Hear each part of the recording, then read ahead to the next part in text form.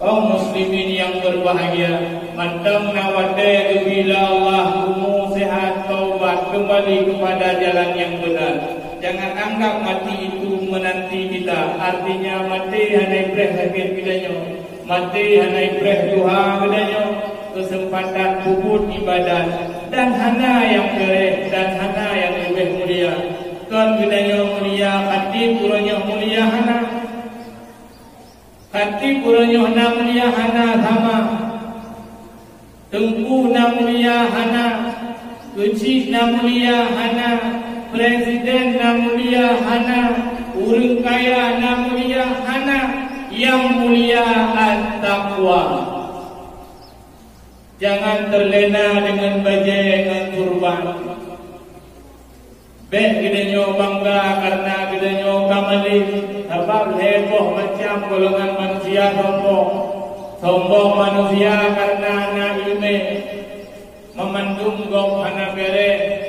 Memandung hanjit Nabi Halim kurung peh dapeh Halim bakgok karena idanyo lebih malik.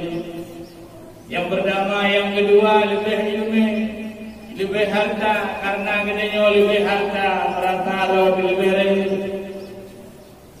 Kemudian lebih jabatan, ngan jabatan kidanyo lebih bangga. Kaum muslimin yang berbahagia hana mulia adanyo. Hana mulia kidanyo yang na lebih-lebihnya. Dah yang mulia at-taqwa. Inna akramakum indallah atqakum. Yang paling mulia Allah yang paling bertakwa. Kan yang paling berbahagia. Kaum muslimin yang berbahagia, begal ali Rasulullah at-taqwa hahuna, takwa bahati no. Baje di datuk berangkapu, hanam deleh dengan baje. Pakaian berangkapu tidak pakai, kenderaan berangkapu tidak pakai, bahasa berangkapu tidak pakai. Tapi at-taqwa hahuna, hati tidak lebih. Bahkan lebih daripada jamaah abu-abu gure-gure sekalian. Cuma merenungkan untuk sebagai renungan kidanyo bersama di mana malam-malam nisu Syaban hang gedung ibadah oleh Allah telah tabohji daripada urang yang mantap menarik dengan minuman keras, urang anu yang durhaka kepada dua ibu bapa. Sebelum bertemu dengan imamlah minta taubat kepada mereka. Lagi ampun bak mereka wo kidanyo mandum cum jaromah dengan ayah. Ya bak hukum yang memang beliau telah berpulang ke rahmatullah. Lagi mendoa kepada beliau, izinkan doa untuk beliau, sedekahkan untuk beliau.